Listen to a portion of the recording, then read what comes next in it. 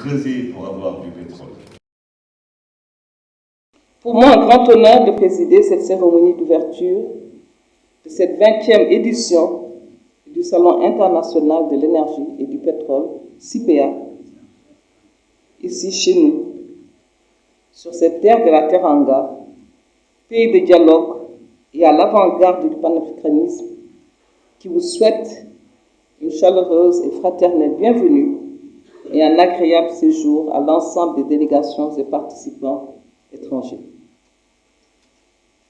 L'organisation de ce salon, fruit de la collaboration entre l'Association sénégalaise pour le développement de l'énergie en Afrique, ASDEA, et l'Association pour le développement de l'énergie en Afrique, ADEA, fait écho à l'engagement du président Macky Sall pour une Afrique des solutions qu'il a ardemment défendu lorsqu'il était à la tête de l'Union africaine. Mais ce qu'on oublie souvent, lorsqu'il fut ministre de l'énergie du secteur.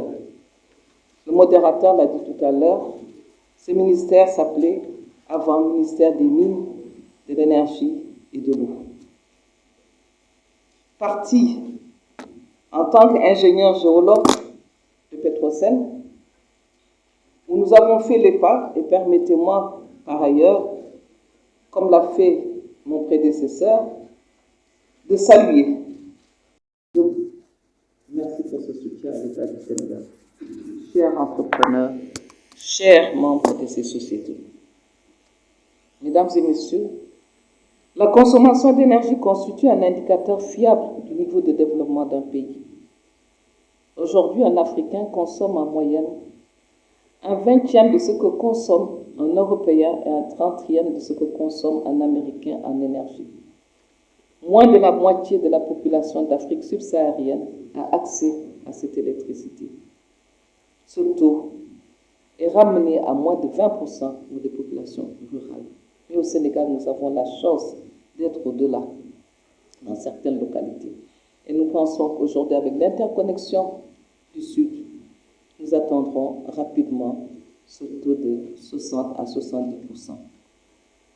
Aujourd'hui, il vient de le dire, hier simplement on montrait à la télé avec le PUDC, ce programme d'urgence, le président qui a envoyé pour que les zones les plus éloignées soient prises en charge. Et au niveau du ministère, vous l'avez entendu la dernière fois, c'est un 27 milliards qui sera mis pour ces localités.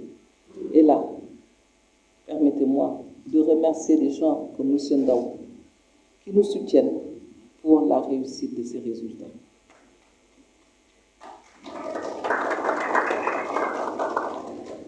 Avec un tel taux, le Sénégal s'approche de plus en plus de l'accès universel et fait partie des pays en Afrique ayant les meilleurs taux d'électrification. La vision politique du chef de l'État, Macky Sall, a permis au Sénégal d'intégrer définitivement le cercle vertueux des pays capables d'assurer leur couverture en besoins énergétiques. Au moment de son accession au pouvoir en 2012, cette puissance totale était d'environ 500 MW. Aujourd'hui, elle a triplé pour atteindre plus de 1600 MW, avec un mix varié et équilibré et des perspectives encore plus prometteuses. Ces résultats tangibles montrent qu'avec un leadership éclairé, nous pouvons et devons relever les défis en faisant preuve d'engagement et d'imagination, en combinant nos efforts, mais surtout en utilisant à bon escient nos ressources scientifiques, technologiques et humaines. Mesdames, Messieurs, pour beaucoup d'Africains, l'énergie se limite encore à l'utilisation du bois de chauffe, des déchets organiques et du pétrole lampant, alors que les ressources pétrolières, gazières et hydrauliques de notre continent sont énormes. La biomasse traditionnelle pèse encore un poids très lourd dans la demande et favorise la déforestation. Les moyens de transformation sont limités. Une part importante de la production pétrolière est destinée à l'exportation. Face à ce faible accès à l'énergie et à cette dépendance vis-à-vis des sources énergétiques non commerciales, les objectifs de valorisation de nos ressources naturelles de développement des énergies renouvelables et d'accroissement des interconnexions des réseaux électriques de nos pays demeurent plus que jamais des enjeux prioritaires pour compter dans le concert des nations. L'Afrique possède un formidable potentiel hydroélectrique, pouvant générer 1300 TWh par an, mais dont seulement 10% sont valorisés à ce jour. C'est le lieu de se féliciter des efforts faits dans ce domaine par des organismes que je venais de citer, à savoir l'OMS et l'OMVG, qui sont des exemples réussis d'intégration en Afrique. Pour le Sénégal, le début d'exploitation du pétrole et du gaz naturel attendu avant la fin de l'année 2023 devrait contribuer significativement à renforcer notre mix énergétique et accélérer notre ambition d'accès universel à l'horizon 2025.